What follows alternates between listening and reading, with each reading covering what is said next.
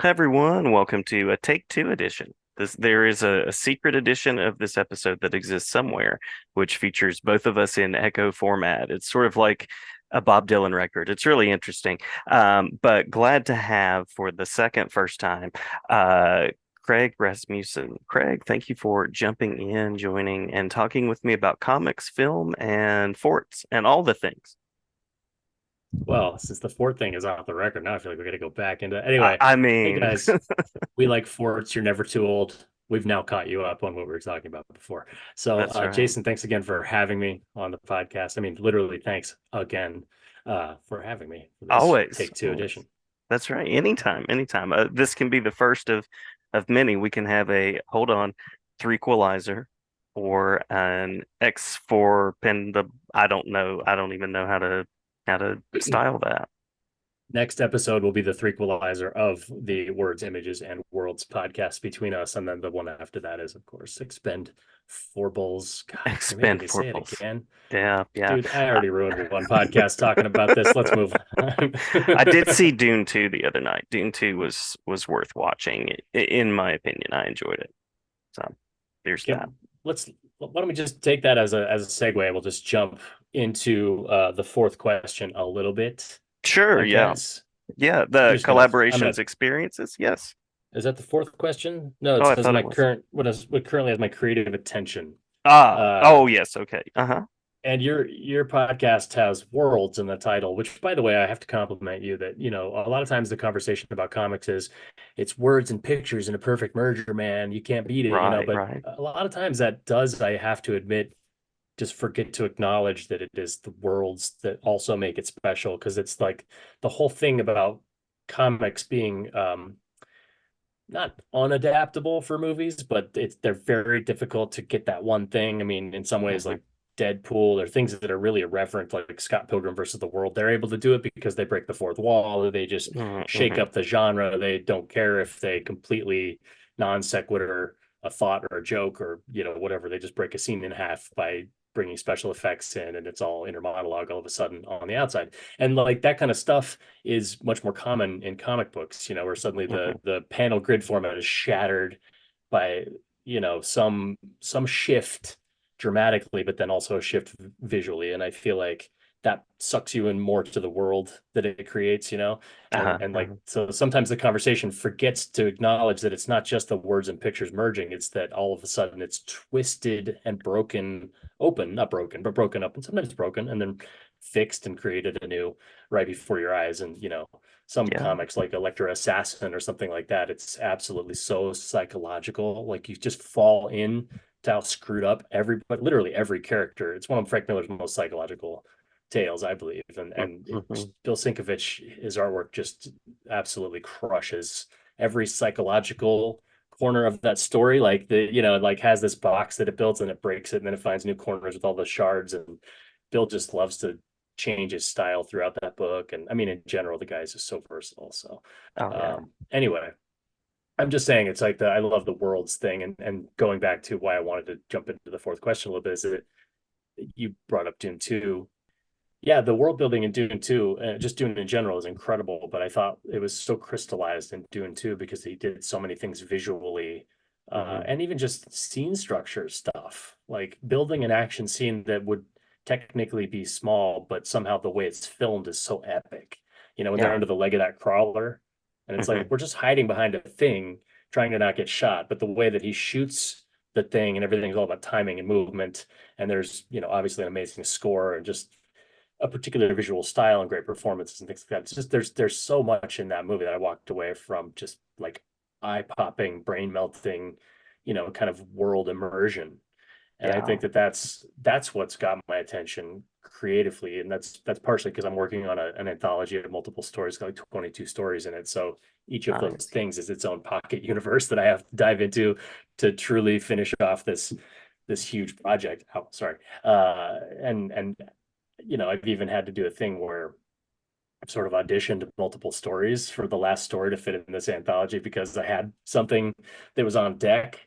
And then I Uh-huh. was like, wow, this is the most dire, hopeless horror script I've ever read and tried to draw. And my anthology just doesn't really have, that tone to it, and like tone is super important to me as a writer. So it suddenly was like, okay, now I have to figure out what story fits in this. I got a couple of ideas. I got a couple of notes laying around. I have this one story I've been kicking around for a long time that's kind of developed, and then so I was sort of like auditioning multiple worlds. It was really fascinating over the last couple of months. I mean, I say fascinating now after the fact. It's sort of like Right, that whole right. thing. Like we'll laugh about this later because when I was in the process, I was so adrift.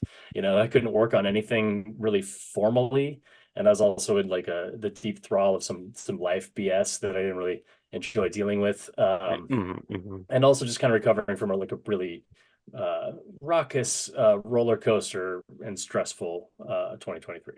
So it just was one of those things where it was like so adrift. I discovered that I really just need a story. Like one story needs to always be going in my on my desk. You know what Yeah, I mean? yeah, Like yeah. if I don't know what I'm focused on, it's dangerous. It's the danger zone, danger town, whatever you want to call it. Like when I'm between projects, suddenly I'm just like, oh, I'm gonna go get distracted by some, whatever name insert here. It's a Mad Lib of whatever could distract me, I guess. Right, right. Sometimes it's my health, sometimes it's watching movies and TV shows or some new video game or whatever. Anyway, I don't know if I'm rambling about it, but it's sort of, that world immersion is so important to me. And I think Yeah. that's one of the reasons I get distracted because then I find another world to kind of get invested in. It's like, oh, I'm going to start hiking every week. Hmm, Literally, I just hmm. want something that I can invest my attention into. So it's sort of fascinating. And so, yeah. Anyway, long story Yeah. short, I compliment you on the title of your show, Well, focusing on thank that you. a little Thank you. bit. And yeah, that's sort of what I'm creatively focused on right now. Um, I don't know how you usually handle these questions. Sure, sure. I don't know I if we will have to throw go in them, or order. that we do All right. not. We can go in whatever order you would like. I'm pulling up my rigorous notes right here. That's right. That's right. All four questions. I Right. yeah, put some time and some polish into those. So which one would you like to travel to next? Well, we might as well just start with the origin story and how Yes. I first connected to comics. Shall I mention I some mean, titles? it, sure. Because you have Technopolis. Did I say Hmm. that right? Hmm. You have Boris Karloff, and I always have to look at the notes for the subtitle Gold Key Mysteries. And then yes, there they are. There's the world right back there. This Yeah, is my retailer exclusive hollow foil edition of Boris Karloff Gold Key Mysteries Book Two. wonderful use I of the did. foil. Thank you. Yeah, it actually the camera just doesn't do it justice, unfortunately. You can see when the light hits it, it really brightens up, but I did full color on it. So when you Mhm. catch it in just the right flat, non-glaring light, it really sings. And it's like a dark copper, so that's why the camera can't really pick it up. But you can kind of tell as I move it that the color does kind of come alive. Anyway, and I And also very have a cool. four-page story inside of this, so I'm very proud of that. And that is the latest release. Awesome. But Yes, so sorry, how I was did you going to get talk here? about my good. How did I get here with all Yes. these comics behind me? Hmm. um, Kind of being obsessed, like as we visited in the world's topic a little. Um, I think I always had sort of an inner life happening, and I didn't really have a place to put it. And then when I was 12 years old or so, and I'll just the you know brief version of this since I've told it on many podcasts, unfortunately. Uh, Met a new friend. He took me to his house. He opened his bedroom closet, and there were like, you know, 15 or 20 boxes of comics, many of which were Uh, long boxes of comics. And it yeah. was just mountains of continuity, all kinds of different art styles. Just it was like I had a few copies of some Donald Duck comics prior to that. I was trying to crunch the data on this today, and you know how it is when you're thinking back on things, you need like a benchmark to figure out when something really happened, and I cannot for the life of me figure out when. I got this very tattered, it's right behind my ear here, this very tattered Mm-hmm. copy. How do I do it? Yeah, this very tattered copy of The Dark Knight Returns, a Hmm. super duper long time ago. And I feel like I had that in my possession, but I couldn't possibly understand it. And then my friend opened his closet and showed me all these comics. And I think I had already been dabbling with drawing a little bit. And it was suddenly like those things just, it was the fulcrum point of kind of like, I have this imagination that doesn't know what to do with itself and an attention problem for sure, slash neurodivergence of some kind. and this fascination with drawing. And then I really feel like I made my parents buy me The Dark Knight Returns because I had never seen anything like it. I'm Yeah. sure we bought it at an airport gift shop, and it could have even been around the same time. It could have been like I saw the comics and then we had to buy that because I was in an airport gift shop and I was like, a comic in public, like, it just made me aware of the world of comics, and that world is just ever deepening. And, I keep falling into it over and over again. It's like it started with Claremont's X-Men and Jim Lee, and then, it was like the breaking point of Image Comics at the exact same moment, and then Legend at Dark Horse. So it's like you had all the Image titles, and then you had Sin City and Hellboy and Grendel, at the same time, which wasn't part of the Legend label at Dark Horse. It was just its own amazing thing that had already been running since its Comico days. And one of my prized possessions is, in fact, the complete run of Grendel. I have all the Nice. issues from Comico, and all the issues. Actually, I have all the issues of everything. I didn't get the trades until I had all the issues, and it's like it happened somewhat easily, I guess. I feel like I came into a huge chunk of it, but then I had to dial out the rest of it. And now I'm working on my Mobius collection, which good luck because I'm not a millionaire. So Yeah, yeah. I just looked up a Mobius, one of my only missing Mobius. The only thing I could find, it was either $800 as part of a collection or $2,000 on eBay by itself. And I was like, Wow. yay. So anyway, Yeah. obsession can be dangerous, I think is the moral of that story. And get some And insurance yeah, on that stuff yeah, too. Yeah. yeah. Yeah.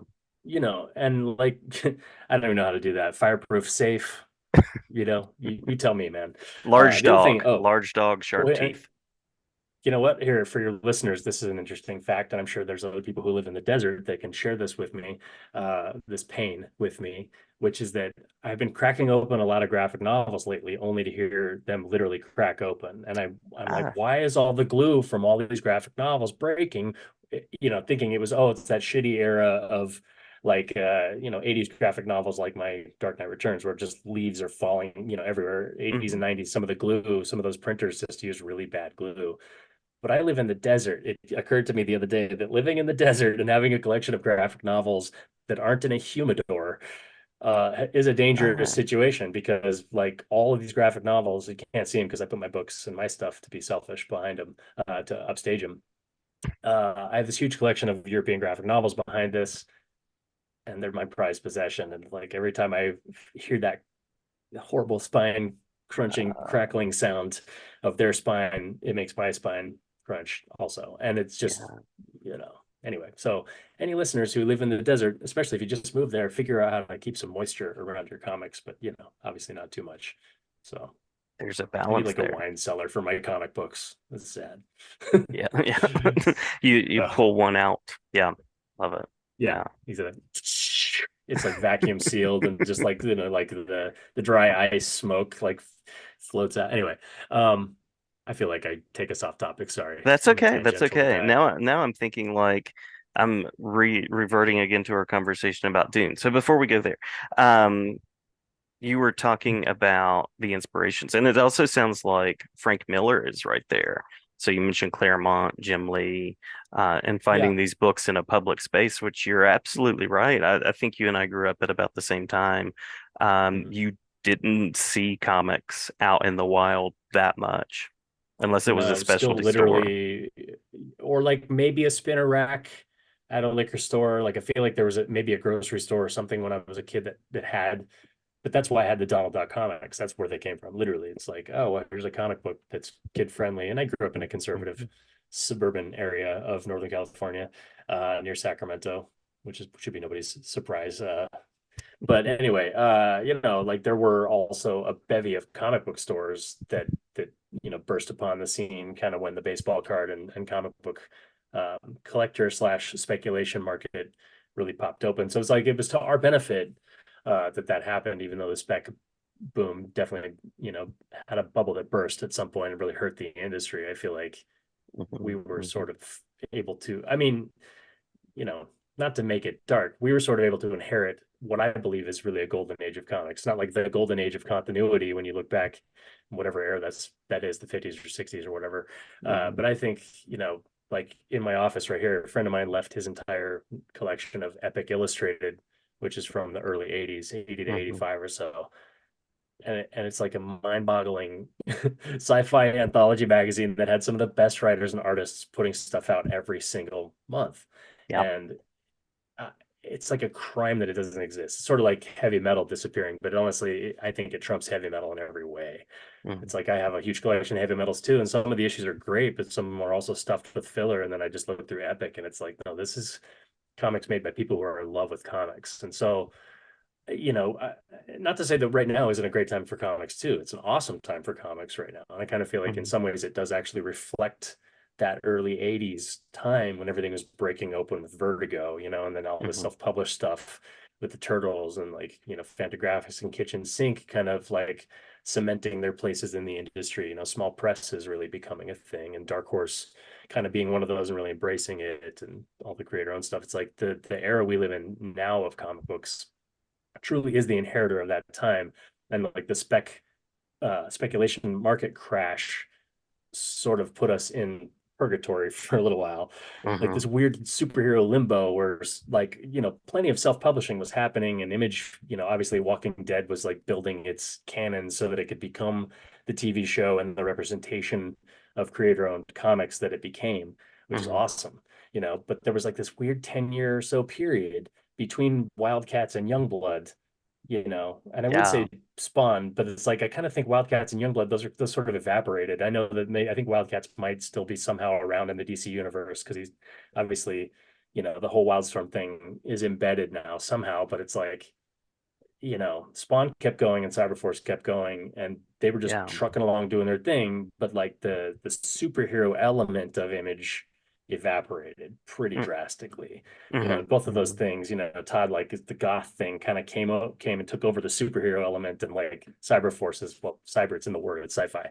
So, you know, comics had to redefine themselves over that dark period, I think. Yeah. And like now we're in this awesome time where it's like people didn't really realize what was happening, you know, but now there's this huge library of Hellboy that's like this, you know, giant chunk of books if you see it all Yeah. sitting in a row. And that was happening the whole time. So I don't know. I guess long story short, it's just I like to see how much people are kind of reinvested in comics. I know the pandemic might have had something to do with it.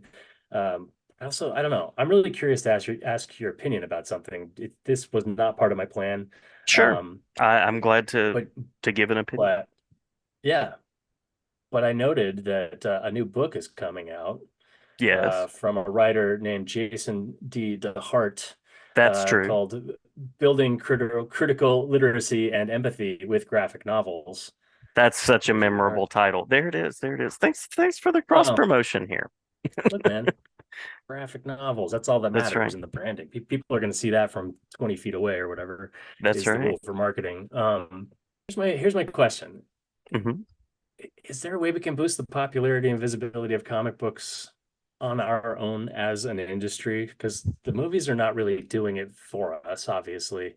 Hmm. And the more that I'm invested and involved in the industry, the more I look around and I see, you know, like for one thing, representation, which is hugely important. And I see all kinds of the sense of justice that's necessary in the world, and the sense of Hmm. soul, I think that we all wish there was a lot more of in the world and stuff. And I often think about how could we possibly raise the awareness of comics as a form of literature. And I know obviously it's a conversation that's been going on for our entire lives. And at some points Yeah. it's a much hotter, louder conversation. But I kind of feel like right now it's weird because comics have a better uh, rhythm in public than they've ever maybe had. It's like that, you know, obviously Hmm. 2021 sales were awesome because of the pandemic, and they've kind of gone down a little bit. But it's like comics are still doing all right. Like stuff is selling out. Like the Boris book did really well, and it was kind of a surprise to see that happen, and to, you know, visit stores a lot recently and kind of see the fervency for comic books. And part of it is living in Phoenix. Like I haven't lived in a town that's this hungry for comics before. Yeah. But I Yeah. guess this is my question is like how can we do it, and can we do it? You Yeah. know, Yeah. I is was it too talking to abstract? no, no. I was talking to Tim Fielder on an episode about some of this, and you know, his idea was there was this Got Milk campaign, and so everybody Mm, wanted to draw attention to dairy and milk products. And you know, why not have like these short moments where someone on social media, because right now we have, an instant, like, tappable vein of conversation at any point. YouTube, social media, whatever your venue happens to be, just to say, hey, comics can do this, and kind of like put it out there, almost a got comics kind of thing. But I Mhm. think you're right in thinking and talking about how, you know, people still, there's this embracing of comics. There's still people that are like, are they really books? Which is part of one of the things that I wrote about in that book and some blog posts and other things. I used to teach college and still do Yeah. sometimes. And Yeah. I would have undergrad and graduate students come up to me and be like, working with a student, all they want to read is comics. And I'm like, so let them read comics. Or if all they're reading is comics, give them a more complex comic. And it's almost like people see comics as like this one thing, like the Hmm. the Scrooge McDuck, and it's like, well, it's Right. Bazooka Joe or Scrooge McDuck or whatever it happens to Hmm. be. And I think there is room for that conversation. And I think people should Yeah. know that. And they should check out things like Stuck Rubber Baby and Technopolis. Black hole, That's right. like where you're just Yeah. like, you read it and you're kind of like, okay, this is what it was like to be a teenager, but with obviously a bit of supernatural, weirdness that you Absolutely. can't wash off after you read it. Yeah. And that's kind of what I think we're floating around some of my answers to your questions. So maybe we'll just never get too specific, but like that's kind of what inspires me with stories is that I want them to leave a mark. Like I want it to be an Hmm. Hmm. experience. I want it to be immersive. I want people to like I don't know, just walk away thinking about themselves differently and thinking about the world differently. I mean, I know that's lofty and stuff, but it's like we live in such an insanely negative world and people are so Yeah. pissed off and like so distracted and so lazy. Like nobody wants to learn. And so I do feel like comics are a pretty great tool, going back to the point of your book and honestly my own personal experience as a learner, comics are a great tool to open people's mind. And I think looking at them as a one-dimensional thing, like, oh, it's dudes in capes or, women with big boobs and, absolutely painted on costumes or whatever, that's not even half the truth anymore. It used to be Hmm. obviously a large portion of the industry, but you just look around and it's just there's everything and anything for everybody, made by anything and everybody. And I think that's one of the best things that I could ever think to see in comic books. And it's like it used Yeah. to be so much more of a finite window of creators, and now it's like all kinds of creators. And to your point about the got milk thing, not to spoil my idea of it because I don't even know if I could ever pull this off, but what I would basically like to do is go to conventions or go to people's studios and just get them sitting kind of like I am right now in front of their stuff and Hmm. basically be like, I make comic books. I make comics. It's all these different kinds of people, all these different kinds of Mm. books. Maybe figure out Love a that. way to green screen, their art behind them or something so it's explosive and, just maybe make short and long versions of it. So sometimes it's like, sure, there's the got milk version where it's like, cut different comics and just show how amazing it is, but also just shoot as much as you can and make a documentary out of it or something. I don't know. Like Yeah. I literally have been thinking very seriously about making a documentary about comics in the last off and on couple of weeks, but the last week or so, I'm Totally. like, do I want to do this for real? Because Why not? I don't. Oh, Because okay. when I was a podcaster, I was distracting myself from making comic books, and now when I'm making comic books, I'm like looking for other ways to distract myself from it. So I get worried about taking on too many projects. I You got to be see. smart when you do I this see. because you have to keep going. You can't take big breaks are tough for me. Like I said, I lose my way when I have too much time away from the drawing table, and definitely I could focus on that project, but then this would suffer. The comics would suffer, I think, a little bit. So if it's possible to do it in collaboration with the entire industry, like all my best buds, literally everybody who ever made comic books is still alive and doing it. I don't Yeah, know. I don't know. Maybe we can all just turn on our webcams one day and do like the celebrity imagine thing, only better, and make it about that's right. comics or something. I don't know, dude. I just think about it all the time because I feel like we're in this age of massive distraction and sort of streaming repetition ad nauseum and like shows that are just sort of empty and Hmm. crappy. Like obviously there's good shows on right now too. There's so much entertainment being pumped out of our screens into our Yeah, faces and like just generally are floating around our consciousness all the time. it blows my mind that comics aren't more recognized as the thing that they really are. You know, like you could just, I mean, you just fall in Yeah. so hard to a good comic, and it's so different than anything else. And I know that I'm obviously extremely biased because I'm living this lifestyle, but I don't know. It's weird when I dig through old comics or whatever, find a new find here. You know, I found this Michael Moorcock, Mike Yes. Mignola Uh-huh.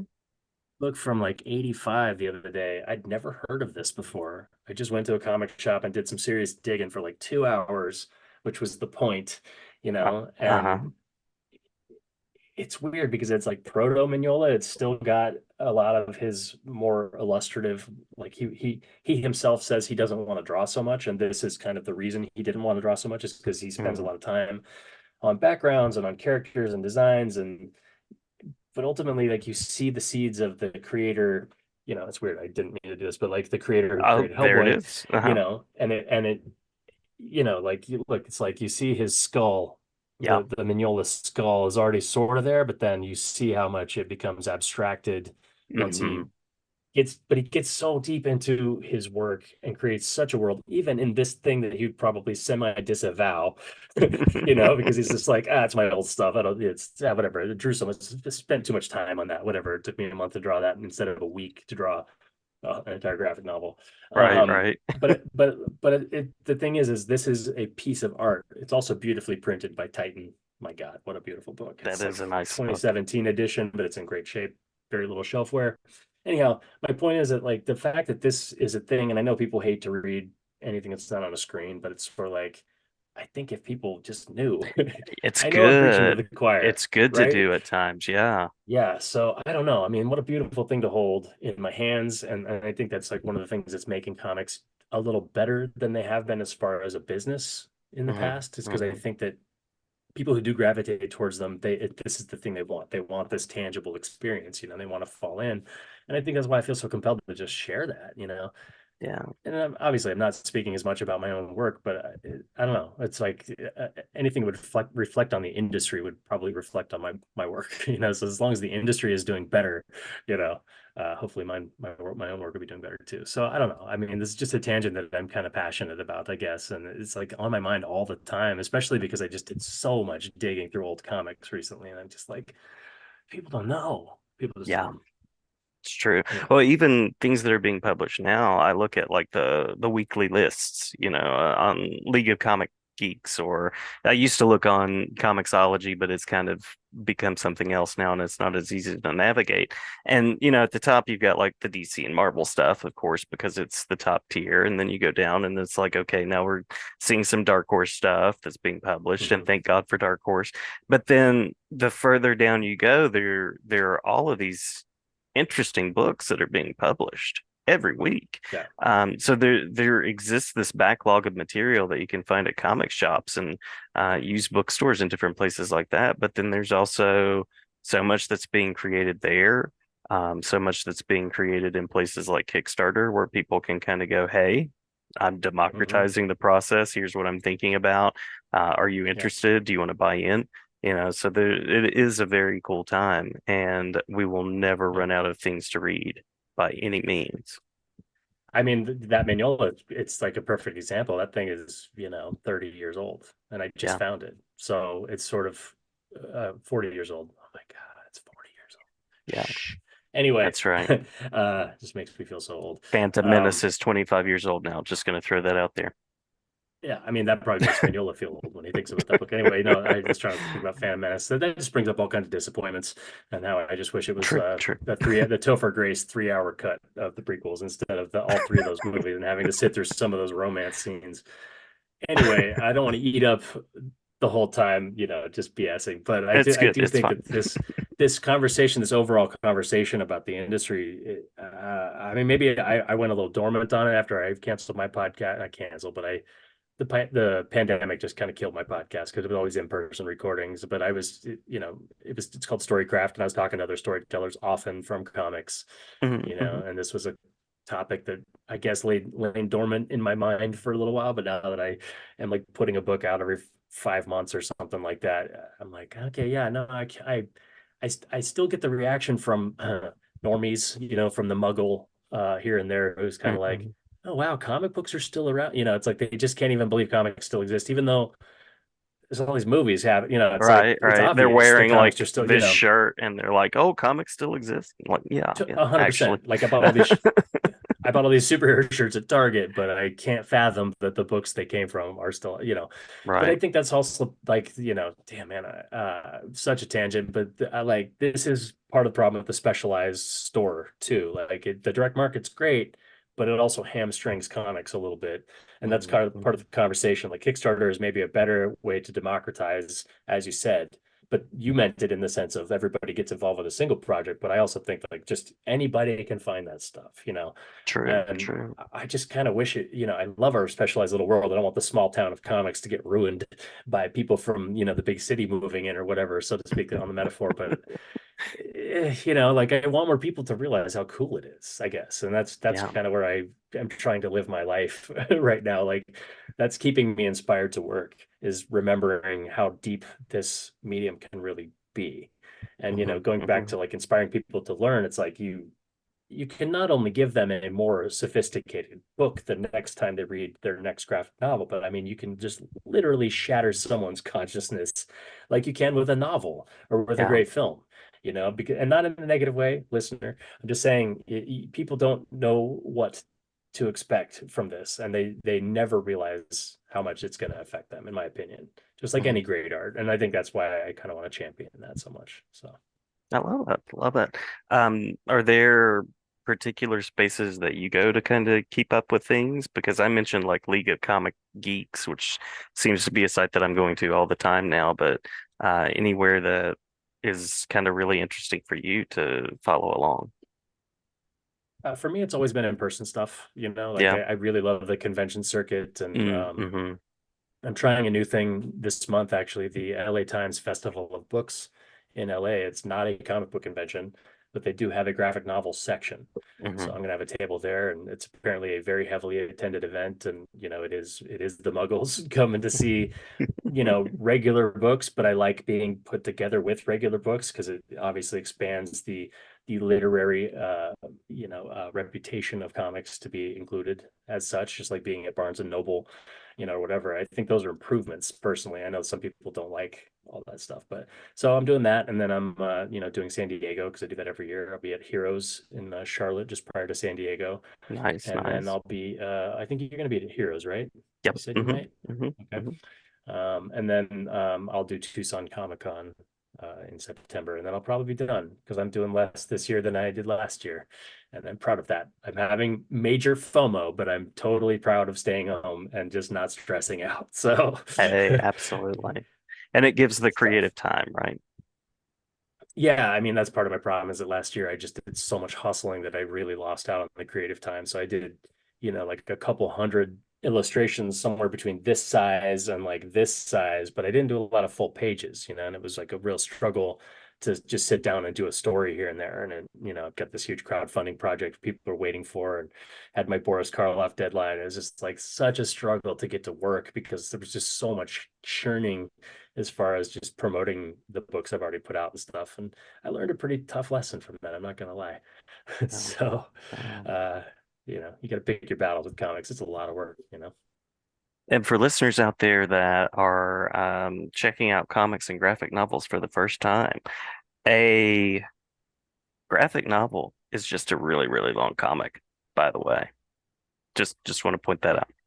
Yeah, exactly. And it also means strictly released as that in some cases, Yes. not released Hmm. as the periodical format. True Um, enough. it's a pedantical argument that just doesn't really need to be but sometimes you have to clarify.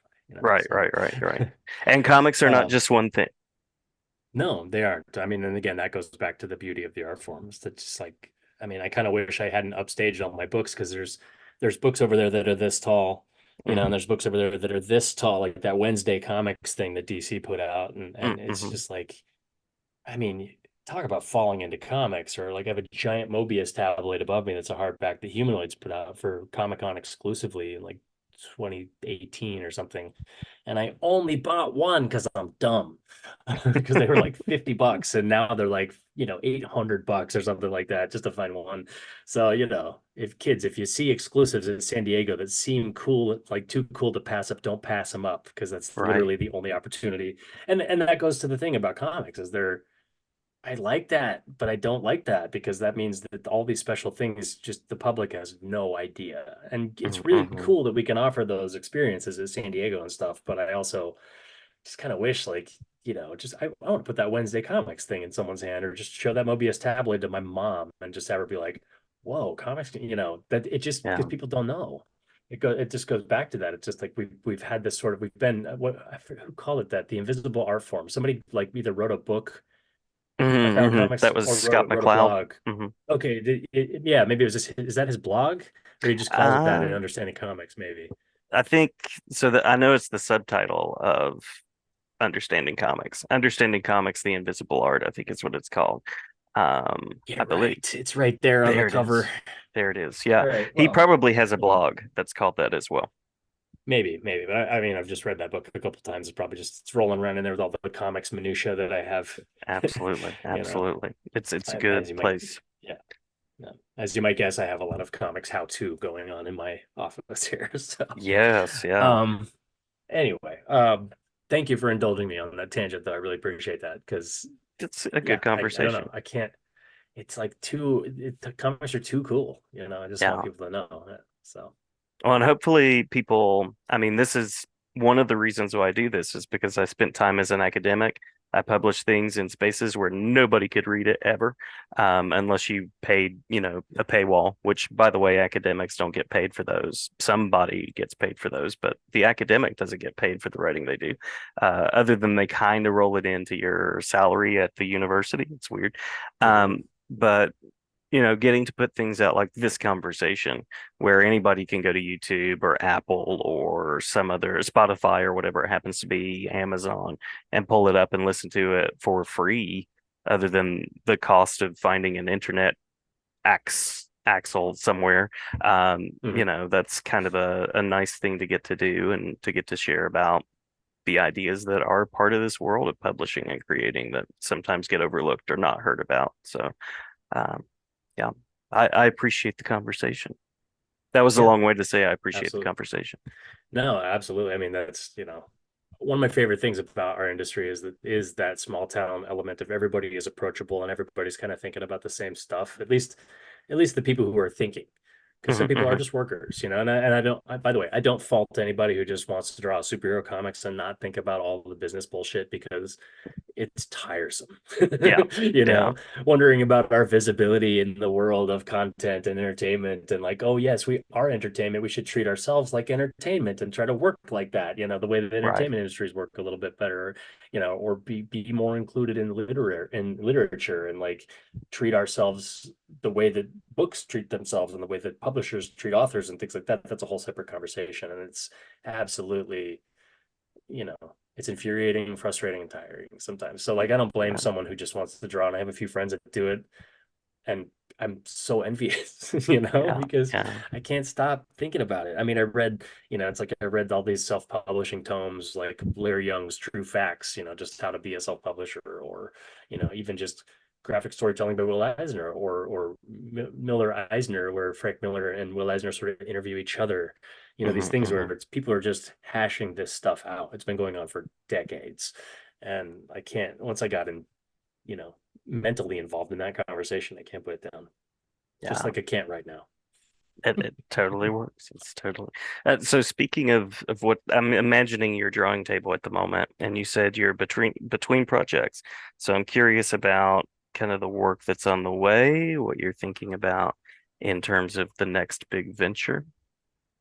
Well, I just did this thing called Comics Camp that I do with my friend, where he just comes to my house for a week and we just work on our comics together. My friend Mike Dubish, and this is Uh, actually a way to parlay into the successful collaboration thing because you know, there's collaborating on comics, but then there's also collaborating as creators, and like I've had mixed experiences with both. We'll say, mhm, mhm. and one of the best, I'm kind of glad that we got a second take of this podcast because Yeah. one of the best collaborations of my life is with Mike Dubish. And if you're not familiar with his work or his periodical Forbidden Futures, I highly recommend checking it out.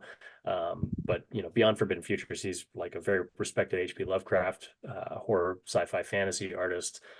Just did I Am a Barbarian for Edgar Rice Burroughs, ERB publisher. Really, really talented guy, and had the joy of living in the same city with him for about 6 years. He lived here in Phoenix until not too long before the pandemic. So since the pandemic, we've been trying to meet up and just do this little week-long thing every once in a while. We've only done it twice, but we sort of had smaller versions of it because we could do Comic-Con together every year and stuff. Um, and that has been a remarkable experience because it has really helped me to refine the creative process, to return to the not even joy, the fervent obsession of peeling open a comic book and Yeah. being like, look what John Buscema did here, and look at the difference between when Rudy Nebres inked him versus whoever else. It's just you start peeling the art form apart, whether it's for appreciation or criticism, but like that's a thing that has turned into a collaboration. It didn't even dawn on me until because we just did it between the times you and I recorded the two versions of this episode, and Hmm. so it didn't Hmm. even occur to me that that was my probably my best collaboration ever because it's leading me into this place that has me as reflective as I am in this episode where I'm just like I want to focus on getting all this stuff done, and that experience really helped me to get out of that wasteland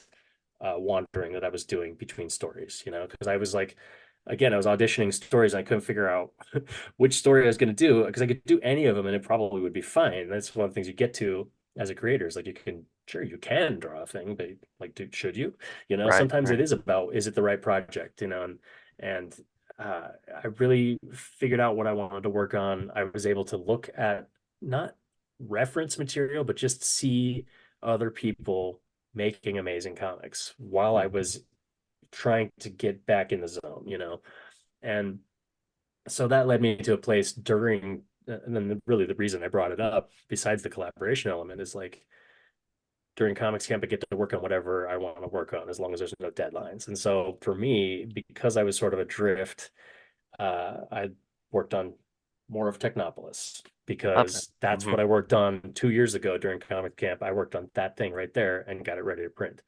And Nice. there's a whole lot more. I have like a chunk of pages like this. They're half inked of Technopolis. And that's kind of true for a bunch of different comics that I've put together because I used the pandemic wisely. I drew a lot, but I didn't ink a lot.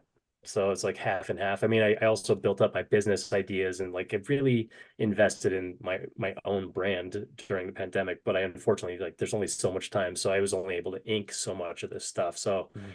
I just went back to Technopolis and I obviously have to, now move back to taking care of my backers and finishing my crowdfunding book. But I'm kind of optimistic now because of this last week that maybe I could actually put the entire first graphic novel of Technopolis out this year, Love it. because Love it.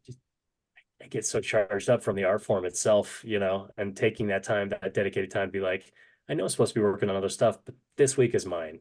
And Yeah. like that's my desk right now. Is like I know what story I'm gonna do, which by the way is a weird Western, and I'm really stoked on it. Mm-hmm. Hmm. Um, but I also reignited Technopolis, and Technopolis is one of my most personal stories, possibly my most personal. It has all these family elements woven through it. It's got social elements woven through it too. And it's really fun to work on because it's super retro sci-fi. It's my most maybe my most Mobius, maybe not. I don't know. I have the desert Mobius, and then I have the city Mobius. I have both versions in my head, and I don't try to be Mobius, but he sure does fit my sensibility of science fiction. So it's like every Yeah. time I'm kind of working on like some piece, I just sort of feel it there, without trying to in any way consciously emulate him. Um, so yeah, I'm working on a Weird Western pretty soon, and Technopolis. The Weird Western's just gonna be short, to be part of my odds and ends uh, Zoop book. But uh, the other thing that I was working on, I'm just gonna tell you because it's pretty Yes. fun diversion, is an autobiographical comic, which I have not really Love done it. much of before. Uh-huh. Um, Uh-huh. because for me, it always needed to be that like peak.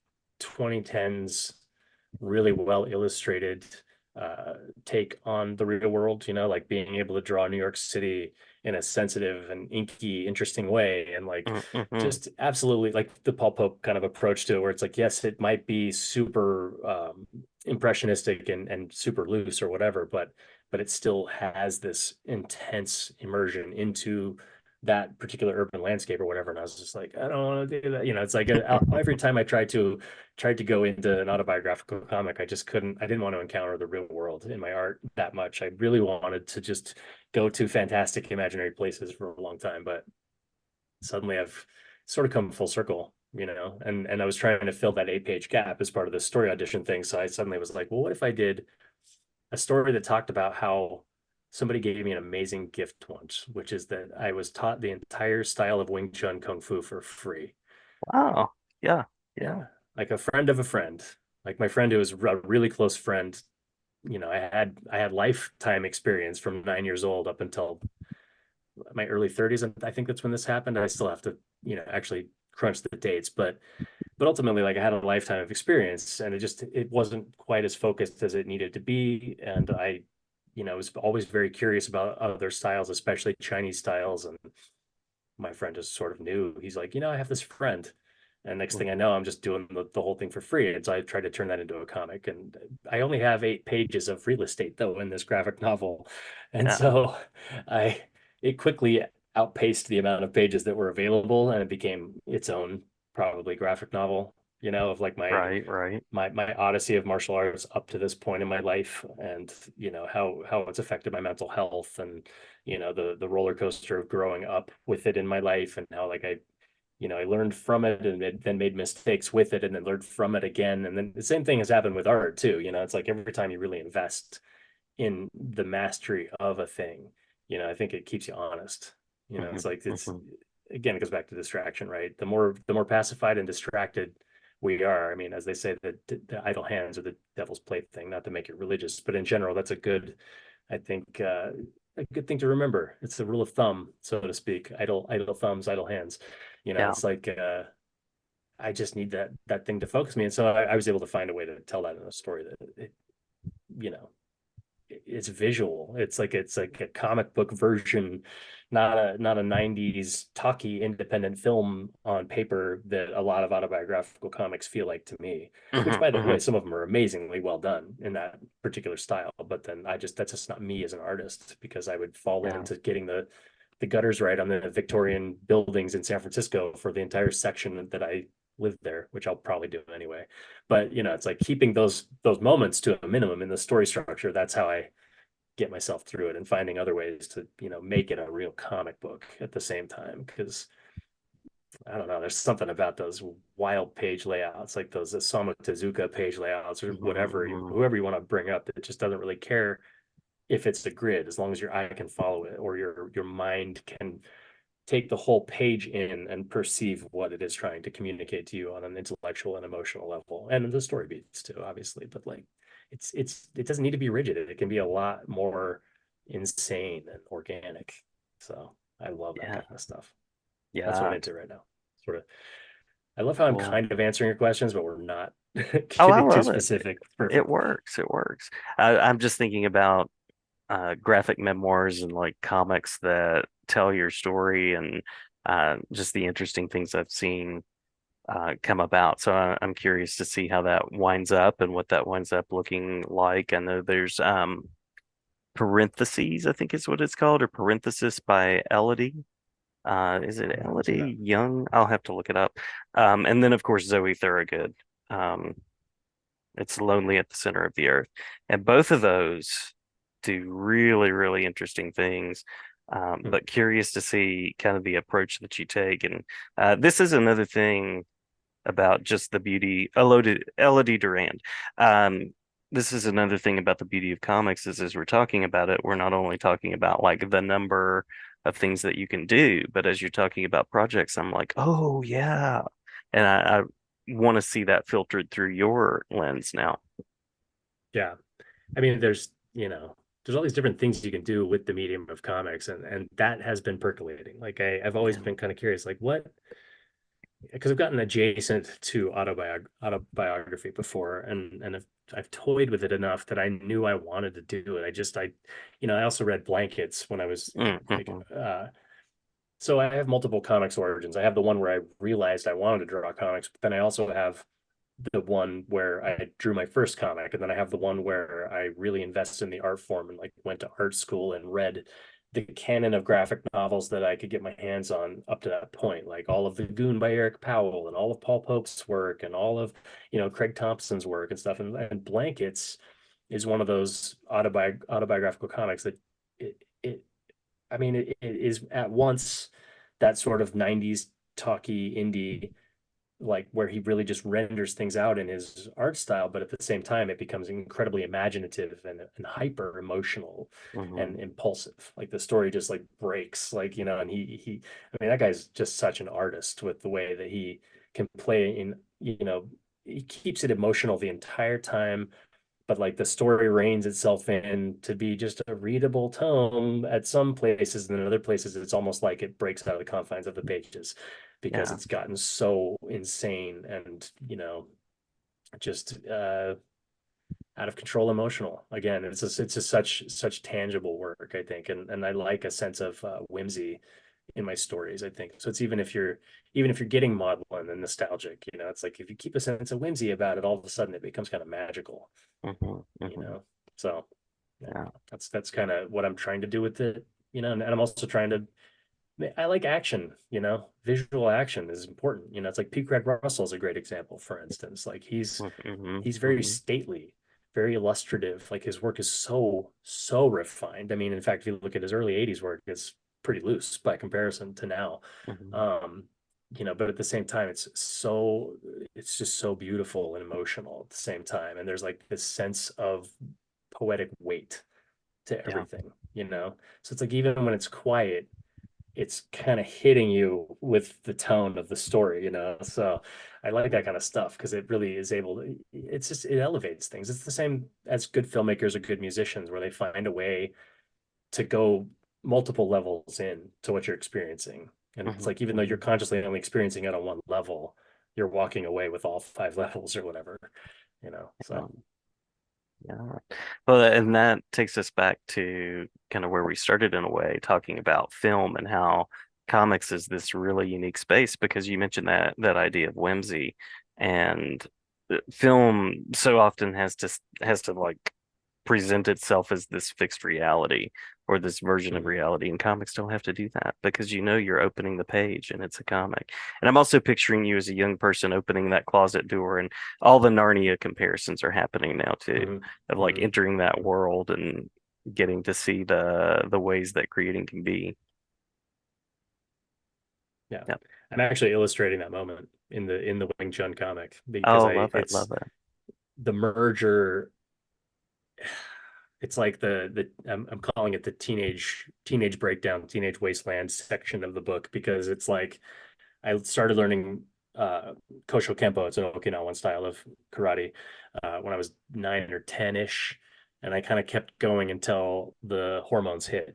Hmm. And like we Hmm. moved across town, so it started to become difficult to drive across town. But also, I was a teenager now, and like I was aware of girls, and I was aware of, just a different type of social structure and different kinds of bullies, and Hmm. it just became this whole different thing. And at the same exact moment as that life change happened, that was when I discovered comics. So it was like it was actually kind of a struggle, and this is my life balance struggle, is to keep up with martial arts and to keep up with art at the same time.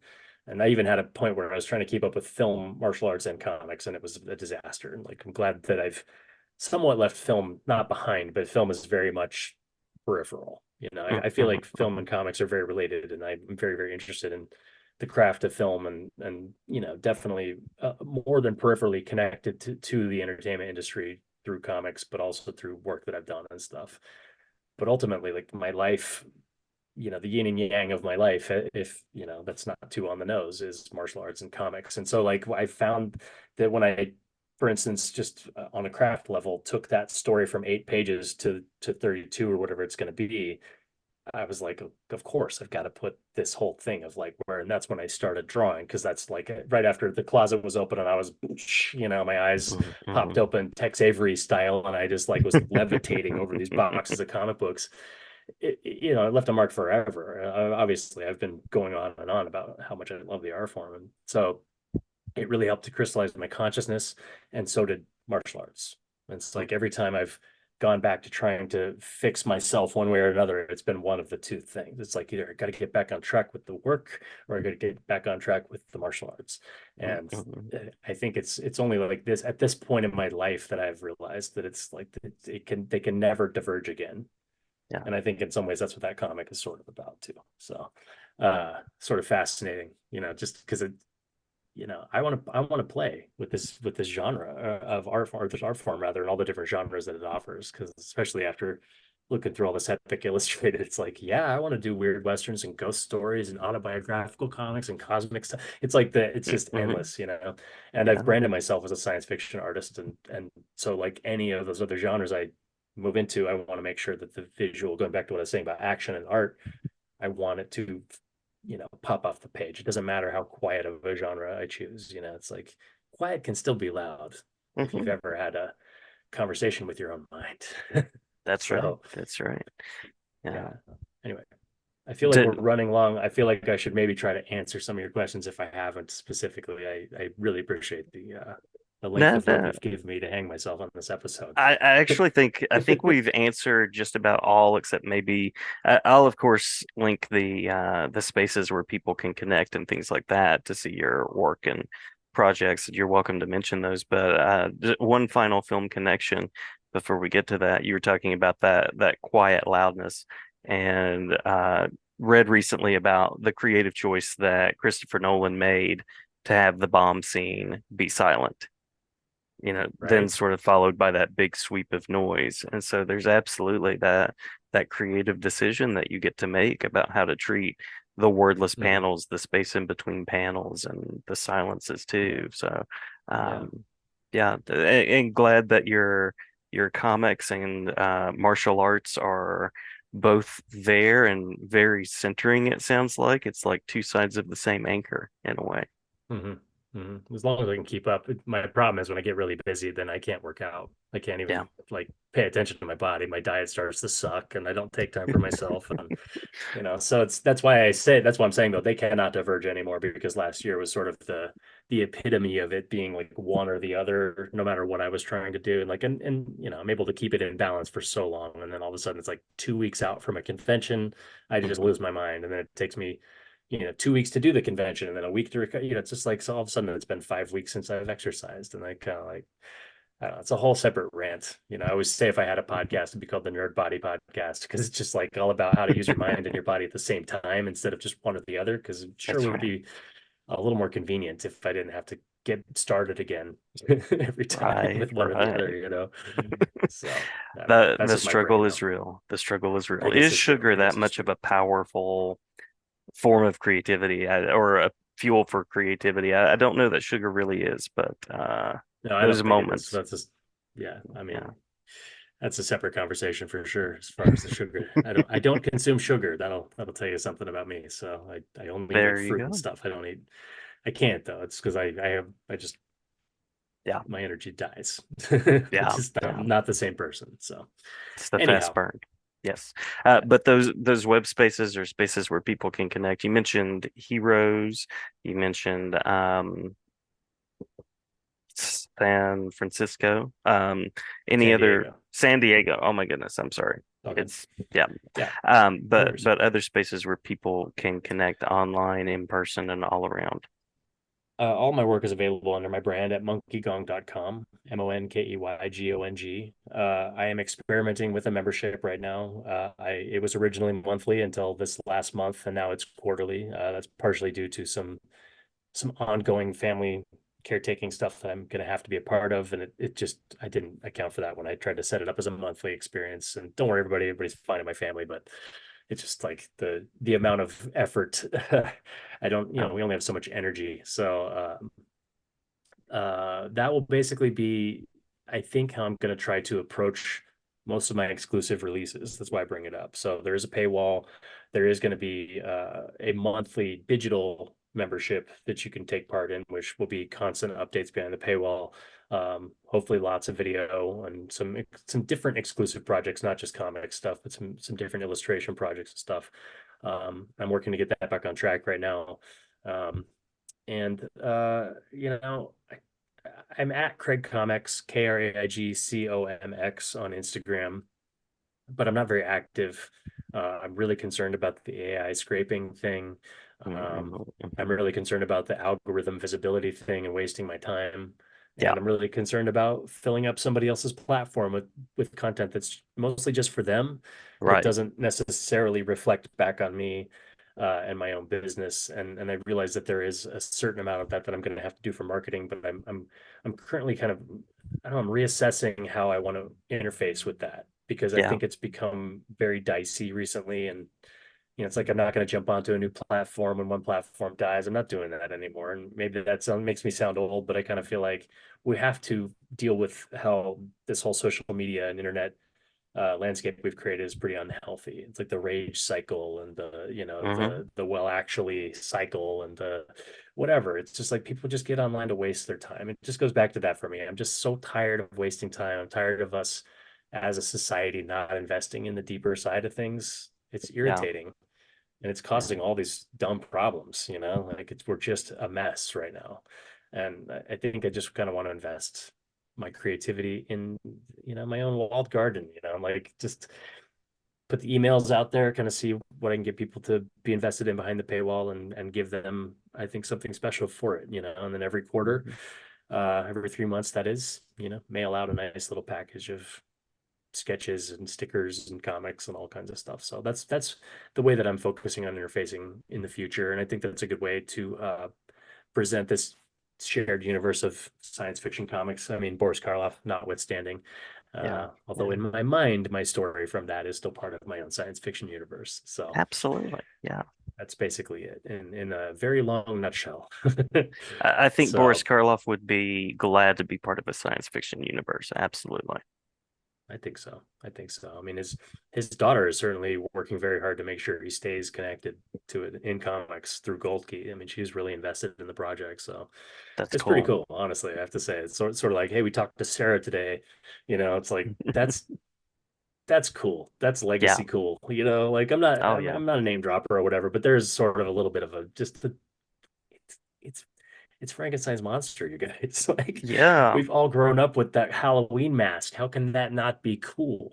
It's you very know? cool. It is indeed. So yeah, so I don't know. I mean, long story short, it's just fun to invest in this and I'm glad to be a part of a community that is so invested in making it a better thing.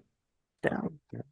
Well, it's there you been go. a wonderful conversation with you. I'm glad to plan a threequel at some point. That'd A be great. Yeah. threequalizer would be wonderful. One time I was about to start class, and my students were saying to me, "Well, what do you do when we're not here? Like we leave, and you stay in this room, because they go on and have their They experiences." have a problem with object permanence. That's right. They're just That's you right. just What live in this happens to box. you? That's so That's funny.